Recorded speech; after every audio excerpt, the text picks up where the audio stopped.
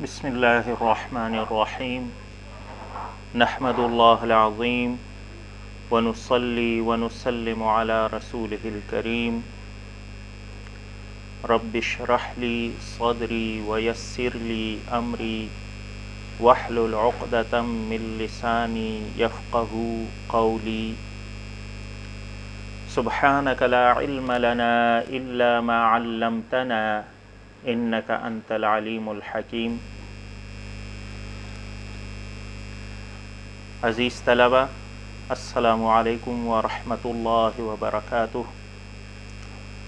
اس سے پہلے لیکچر میں ہم نے جمع و تدوین حدیث سے متعلق موضوع پر بحث کیا تھا۔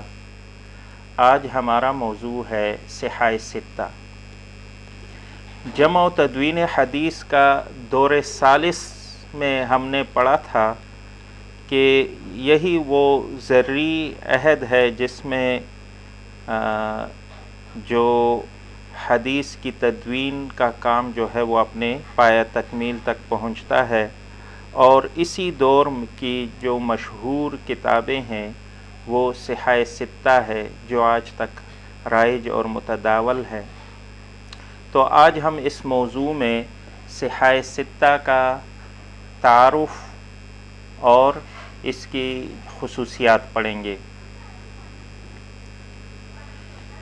صحاح ستہ امت مسلمہ میں مروج حدیث کی 6 مستند اور صحیح ترین کتابوں کو کہتے ہیں، اور اس میں 6 بڑی کتابیں شامل ہیں: صحیح بخاری، صحیح مسلم، جامع ترمذی، سنن ابی داود، سنن نسائی اور سنن ابن ماجہ۔ تو اس میں سب سے پہلا نمبر جو ہے وہ صحیح بخاری کا ہے۔ صحیح بخاری کا پورا نام جو امام بخاری رحمہ اللہ نے اس کتاب کو دیا ہے وہ ہے الجامع المسند الصحیح المختصر من امور رسول اللہ و سننہ و ایامہ۔ امام بخاری رحمہ اللہ کا نام جو ہے وہ محمد ابن اسماعیل ابن مغیرہ ہے۔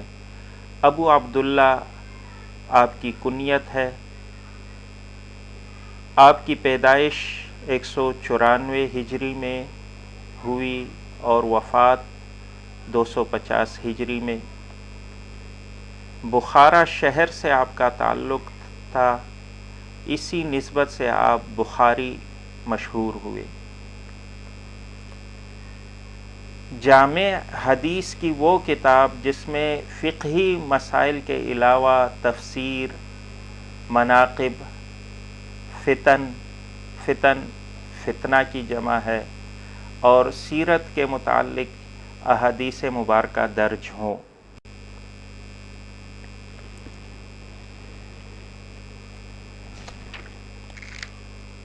امام بخاری رحمہ اللہ بےحد ذہین اور فطین تھے۔ بچپن میں بیماری کی وجہ سے آپ کی بینائی جاتی رہی، لیکن آپ کی والدہ کی گریہ گزاری اور دعاؤں کے نتیجے میں آپ کی آنکھیں دوبارہ روشن ہو گئی۔ آپ نے ابتدائی تعلیم بخارا شہر کے جید علماء سے حاصل کی۔ آپ کی قوت حافظہ حیران کن حد تک تیز تھی۔ 11 برس کی عمر میں امام بخاری رحمہ اللہ نے ایک متبحر عالم حدیث علامہ داخلی رحمہ اللہ کو حدیث کی ایک سند پر ٹوک دیا جو انہوں نے غلط بیان کی تھی، اور ان کی تصحیح کرائی۔ 16 برس کی عمر میں عبداللہ ابن مبارک اور وکیع ابن الجراح رحمہم اللہ کی کتب حدیث زبانی حفظ کر لی تھی۔ بغداد میں صرف 16 دن قیام کیا اور اس دوران 15,000 احادیث مبارکہ حفظ کر لیں۔ صحیح بخاری تصنیف کرنے کی وجہ جو تھی وہ یہ تھی کہ امام بخاری رحمہ اللہ کے استاد اسحاق ابن راہوے اپنے درس کی مجلسوں میں اکثر فرمایا کرتے تھے کہ کاش کوئی اللہ کا بندہ صحیح احادیث کو ضعیف سے علیحدہ کر دے تو یہ امت مسلمہ پر اس کا بڑا احسان ہوگا۔ امام بخاری رحمہ اللہ نے یہ بات اپنے پلے باندھ لی اور اس عظیم کام کا بیڑا اٹھایا۔ 16 برس تک دن رات اس پر صرف کر دیے، کئی سال روضہ رسول صلی اللہ علیہ وآلہ وسلم پر بیٹھ کر دن رات اسے لکھتے رہے، تب یہ عظیم الشان کتاب دنیا کے سامنے پیش کی۔ امام بخاری رحمۃ اللہ علیہ کی یہ محنت اللہ کے ہاں اس قدر مقبول ہوئی کہ ان کی زندگی میں 90,000 شاگردوں نے ان سے یہ کتاب روایت بھی کی اور اس کی شہرت جو ہے مشرق اور مغرب میں پھیل گئی۔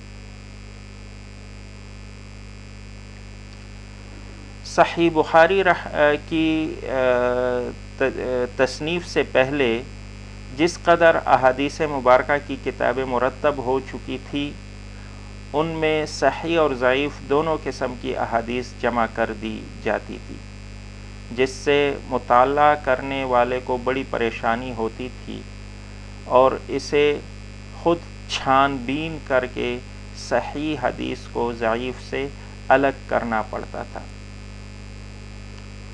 اور یہی جو ہے بڑی وجہ تھی صحیح بخاری کی تصنیف کرنے کی کہ اس میں جو ہے صرف صحیح احادیث کو امام بخاری رحمہ اللہ نے درج کیا ہے۔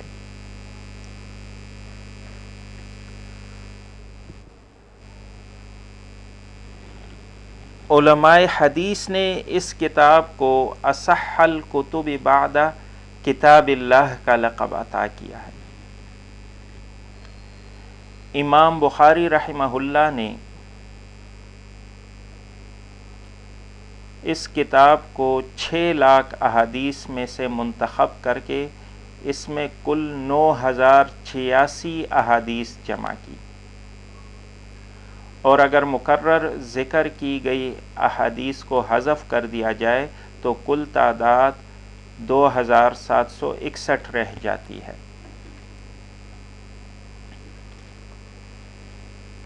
مقرر احادیث یعنی ایک ہی حدیث ہو جو ایک موضوع سے متعلق ہو، ایک باب سے متعلق ہو،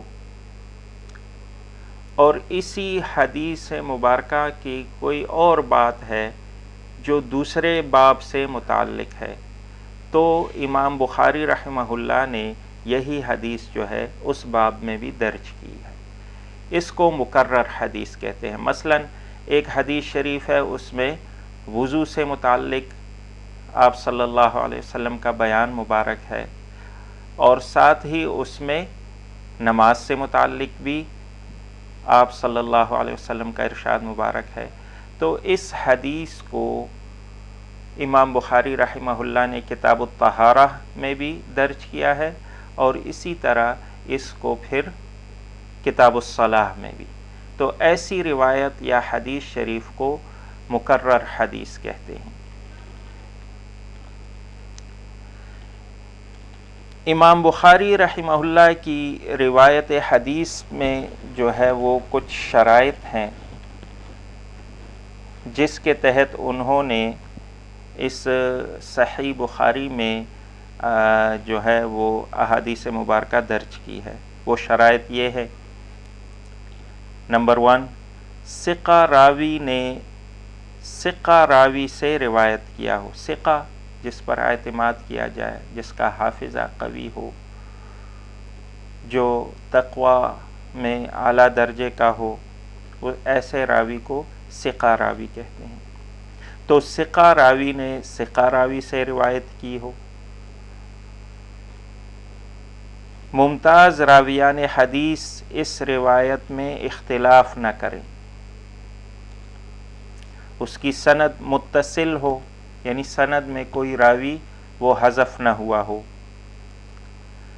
اور حدیث کی سند میں موجود راوی اپنے حفظ، عدالت سے مراد یہاں اعلیٰ درجے کا تقوی ہے، اور اتقان میں کامل درجے کے ہوں۔ اسی طرح حدیث میں کسی قسم کی کوئی علت یعنی کمزوری نہ ہو۔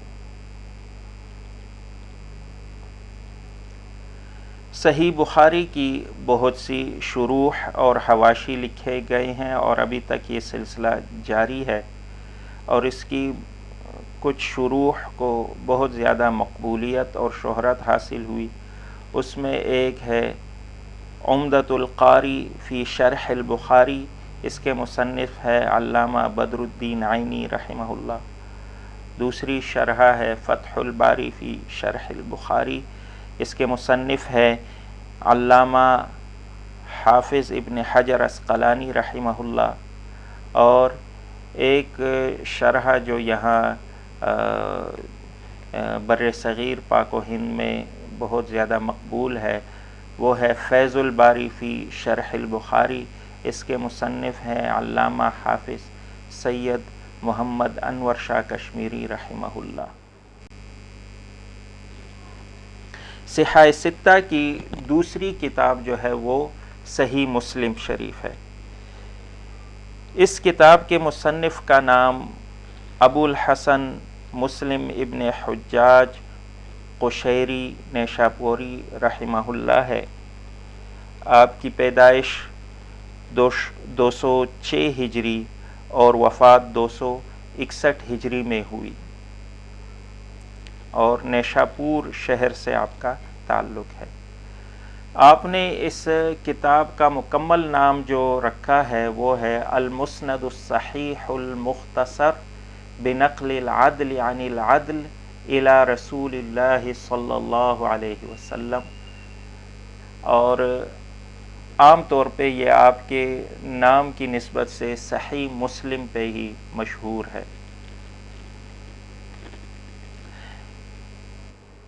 امام مسلم رحمہ اللہ نے طلب حدیث میں عالم اسلام کے کئی ملکوں اور بڑے بڑے شہروں کا سفر کیا، اور تقریباً 3 لاکھ احادیث مبارکہ جمع کی۔ آپ بے حد متقی، پرہیزگار اور خدا ترس انسان تھے۔ علم حاصل کرنے کے بعد اپنے آبائی شہر نیشاپور میں آباد ہو گئے، اسی کو اپنا ٹھکانہ بنایا، اور وہاں آپ نے متعدد کتابیں تصنیف کی، جس میں سب سے زیادہ شہرت آپ کی اس صحیح مسلم کو حاصل ہوئی۔ صحیح مسلم کی خوبیاں: امام مسلم علم حدیث کے بہت بڑے ماہر عالم تھے، اور حدیث کی صحت اور ضعف پر آپ کی نظر بہت گہری تھی، اور آپ اپنی بعض خوبیوں میں اپنے استاد امام بخاری رحمہ اللہ پر بھی فوقیت رکھتے تھے۔ آپ نے یہ کتاب 3 لاکھ احادیث و آثار سے منتخب کر کے لکھی ہے، اور اس کی سب سے بڑی خوبی یہ ہے کہ آپ نے صرف صحیح احادیث مبارکہ کا انتخاب کیا ہے۔ اس کتاب کی ترتیب بہت عمدہ ہے، جس سے پڑھنے والے کو بہت آسانی ہوتی ہے۔ امام مسلم رحمہ اللہ نے ہر صحیح حدیث کے مختلف اسناد یکجا کر دیے ہیں، تاکہ مطالعہ کرنے والے کو کسی دوسری کتاب کی طرف رجوع نہ کرنا پڑے۔ ہر عنوان کے تحت نئی احادیث مبارکہ بیان کرتے ہیں اور مکرر احادیث مبارکہ بہت کم لاتے ہیں آپ۔ اس کتاب میں احادیث مبارکہ کی کل تعداد 7275 ہے، اور اگر مکرر احادیث کو حذف کر دیں تو کل تعداد 4000 رہ جاتی ہے۔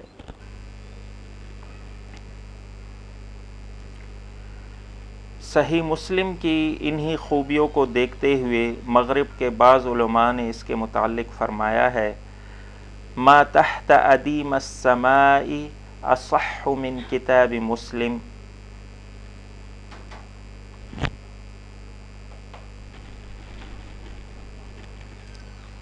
یعنی آسمان کی چھت کے نیچے مسلم کی کتاب سے زیادہ کوئی صحیح کتاب نہیں ہے۔ صحیح مسلم کی بھی بہت سی شروح لکھی گئی ہیں، اور ان میں سے مشہور جو ہے المنہاج فی شرح مسلم ابن حجاج، اس کے مصنف ہے امام یحییٰ بن شرف الدین النووی رحمہ اللہ۔ اسی طرح اس کی شرح فتح الملہم فی شرح المسلم، اس کے مصنف ہیں مولانا شبیر احمد عثمانی رحمہ اللہ۔ اسی طرح برِ صغیر کے ایک اور عالم ہے علامہ غلام رسول سعیدی رحمۃ اللہ علیہ، انہوں نے بھی اس کی شرح لکھی ہے۔ صحاح ستہ میں سے تیسری جو مشہور کتاب ہے وہ جامع ترمذی ہے۔ جامع ترمذی کا پورا نام الجامع الکبیر ہے۔ اس کے مؤلف ہے ابو عیسیٰ، یہ کنیت ہے آپ کی، اور نام ہے محمد ابن عیسیٰ ابن سورہ ابن موسیٰ ابن الضحاک الترمذی رحمہ اللہ۔ پیدائش آپ کی 209 ہجری میں ہوئی اور وفات 279 ہجری میں۔ آپ شہر ترمذ سے آپ کا تعلق تھا۔ یہ شہر دریائے جیحون کے کنارے واقع ہے، فارس کا ایک شہر ہے، اور اسی نسبت سے آپ ترمذی مشہور ہیں۔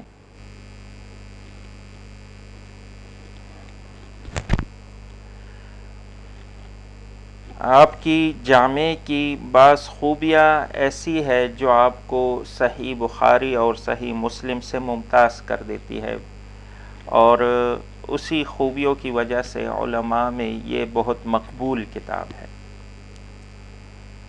اس کتاب میں مکرر احادیث موجود نہیں ہے، یعنی آپ مکرر احادیث بیان نہیں کرتے۔ اس کی ترتیب نہایت عمدہ اور فقہی ابواب کے مطابق رکھی گئی ہے۔ یہی وجہ ہے کہ اس جامع ترمذی کو سنن ترمذی سے بھی موسوم کیا جاتا ہے۔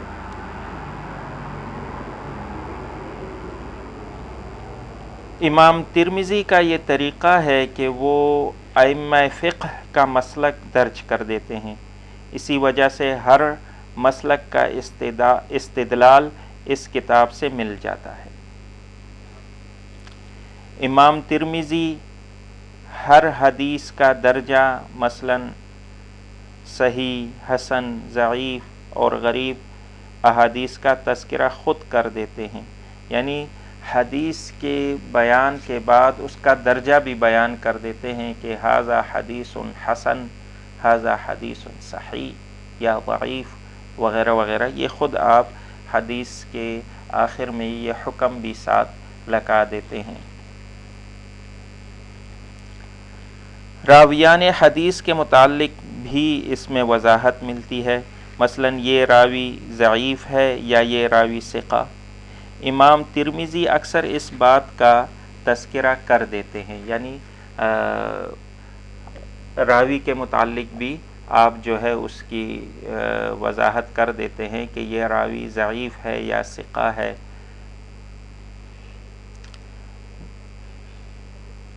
جامع ترمذی میں صحابہ کے مناقب کے متعلق روایات کا بہت بڑا ذخیرہ موجود ہے، اور انہی خصوصیات کی وجہ سے یہ کتاب علماء میں بے حد مقبول ہوئی اور اس کی کئی شروح لکھی گئی۔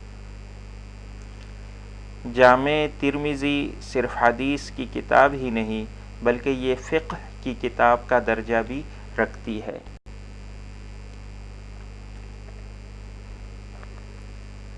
صحاح ستہ کی چوتھی مشہور کتاب سنن ابی داود ہے، اور اسی نام سے یہ مشہور بھی ہے اور یہ نام بھی ہے۔ سنن حدیث کی وہ کتاب جس میں صرف فقہی مسائل مثلا طہارت، نماز، زکوٰۃ، روزہ، حج، نکاح، طلاق، حدود اور تعزیرات کے متعلق مسائل جو ہے اسی کی احادیث بیان کی گئی ہو۔ اس کے مؤلف کا نام ہے سلیمان ابن اشعث السجستانی۔ ابو داود آپ کی کنیت ہے۔ سجستانی یہ سیستانی کا معرب ہے، یعنی سیستان سے یہ لفظ عربی میں منتقل ہوا، سجستان بن گیا، اور سیستان قندھار جو کہ افغانستان میں واقع ہے، اس کے قریب واقع ایک مشہور علاقہ ہے۔ آپ کی پیدائش 202 ہجری میں ہوئی اور وفات 275 ہجری میں بصرہ میں ہوئی۔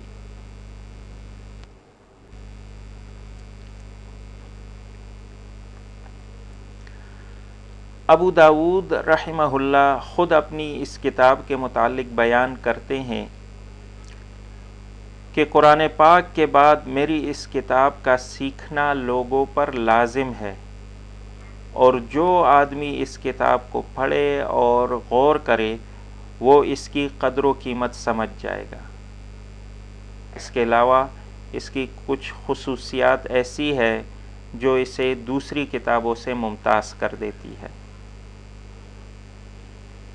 فقہی مسائل کے متعلق احادیث کا جتنا بڑا ذخیرہ اس کتاب میں ہے کسی اور کتاب میں نہیں۔ شروع ہی سے یہ کتاب فقہائے کرام کا ماخذ رہی ہے اور بڑے بڑے ائمہ کرام اس کی احادیث پر اعتماد کرتے رہے ہیں۔ امام ابو داود رحمہ اللہ نے اس کتاب میں کئی سندوں سے ایک ہی متن اور ایک ہی سند سے کئی متن جمع کر دیے ہیں، جس کی وجہ سے اس کی افادیت بڑھ گئی۔ متصل، مرفوع اور صحیح احادیث کا اس میں خاص اہتمام کیا گیا ہے۔ اس کتاب میں صرف وہ احادیث مبارکہ جمع کی گئی ہیں جن کا تعلق فقہی مسائل اور احکام سے ہے۔ انہی خوبیوں کی بنا پر یہ کتاب پورے عالم اسلام میں مقبول عام ہو گئی، اور اس کی کئی شروح لکھی گئی ہیں، جن میں خطابی کی معالم السنن اور عون المعبود فی شرح ابو داود بڑی مشہور ہیں۔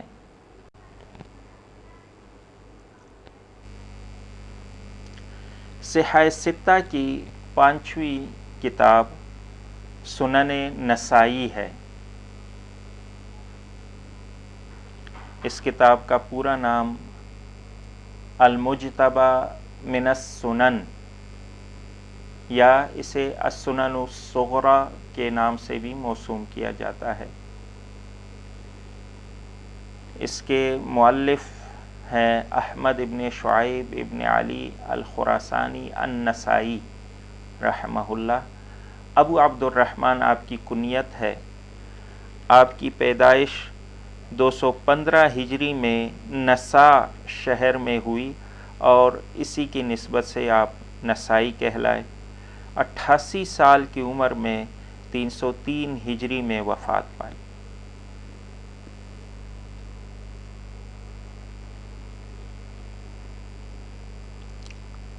امام نسائی علم حدیث میں بلند مقام رکھتے تھے، غیر معمولی قوت حافظہ کے مالک تھے، کئی لاکھ احادیث مبارکہ حافظے میں محفوظ تھی۔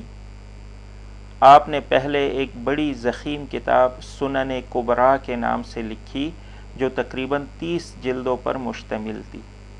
اس کتاب میں آپ نے صحیح اور حسن دونوں قسم کی احادیث مبارکہ جمع کی تھی۔ بعد میں دوستوں نے آپ کو مشورہ دیا کہ اتنی ضخیم کتاب کون پڑھے گا، اس سے احادیث مبارکہ منتخب کر کے ایک چھوٹی کتاب لکھی۔ چنانچہ آپ نے صرف صحیح احادیث پر مشتمل ایک علیحدہ کتاب لکھی جس کا نام المجتبیٰ یعنی سنن صغریٰ رکھا، اور بعد میں اس کا نام سنن نسائی مشہور ہو گیا۔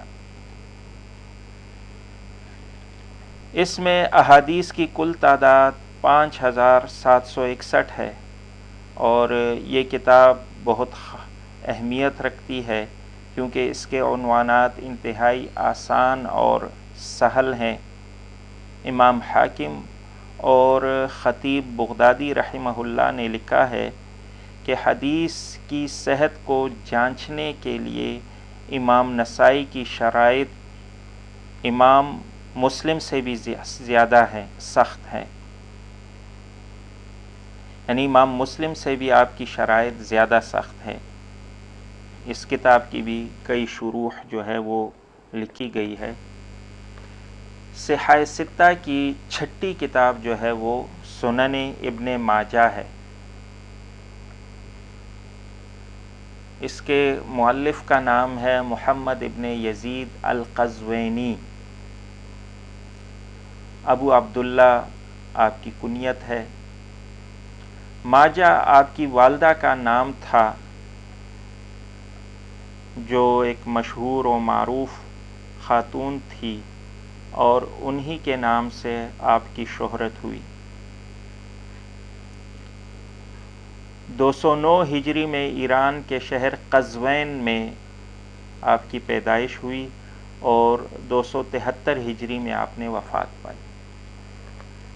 اس کتاب میں آپ نے 4000 احادیث سے مبارکہ درج کی ہے، لیکن اس کتاب کا معیار دوسری صحاح ستہ کی کتابوں کے مقابلے میں بہت پست ہے، اور محدث ابو زرعہ رحمہ اللہ کا کہنا ہے کہ اس میں 30 کے قریب احادیث مبارکہ ضعیف بلکہ کچھ موضوع احادیث بھی شامل ہیں، لہٰذا بہت سے محدثین نے اس کی جگہ موطا امام مالک کو صحاح ستہ میں شمار کیا ہے کہ اس میں مصنف نے ایسی صحیح احادیث بھی درج کی ہے جو پہلی 5 کتابوں میں نہیں ملتی۔ سنن ابن ماجہ کی بھی کئی شروح لکھی گئی ہیں، جن میں علامہ جلال الدین کی مصباح الزجاجہ اور شیخ عبد الغنی دہلوی رحمۃ اللہ علیہ کی انجاح الحاجہ، شیخ عبد الغنی دہلوی رحمۃ اللہ علیہ کی انجاح الحاجہ جو ہے یہ قابل ذکر ہے۔ اس کے ساتھ ہی ہمارے جو صحاح ستہ کا مختصر تعارف اور خصوصیات تھی یہ بھی اپنی تکمیل کو پہنچتی ہے، اور اس کے بعد آپ کے لیے ہوم اسائنمنٹ ہے۔ ایک تو آپ نے جو یہ 6 کتابیں ہیں یعنی صحاح ستہ، اس کا تعارف اور خصوصیات پر ایک لانگ جو ہے کویسچن لکھنا ہے، مفصل مضمون لکھنا ہے، اور اس کے بعد جو ہے کچھ شارٹ کویسچن ہے۔ صحاح ستہ کے صرف نام لکھنے ہیں، اسی طرح صحیح بخاری کا پورا نام لکھیں، اور حدیث مبارکہ کی کتاب جامع اور سنن، یہ 2 اصطلاحات آپ نے ابھی پڑھی، اس کی تعریف لکھنی ہے کہ جامع حدیث مبارکہ کی کس کتاب کو کہتے ہیں اور سنن کس کو کہتے ہیں۔ اس کے علاوہ چوتھا کویسچن جو ہے صحائح ستہ کے جو مؤلفین ہیں ان کے نام اور صرف تاریخ وفات لکھنی ہے۔ تو اس کے ساتھ ہی ہمارا آج کا موضوع اپنے اختتام کو پہنچتا ہے۔ وآخر دعوانا ان الحمد للہ رب العالمین۔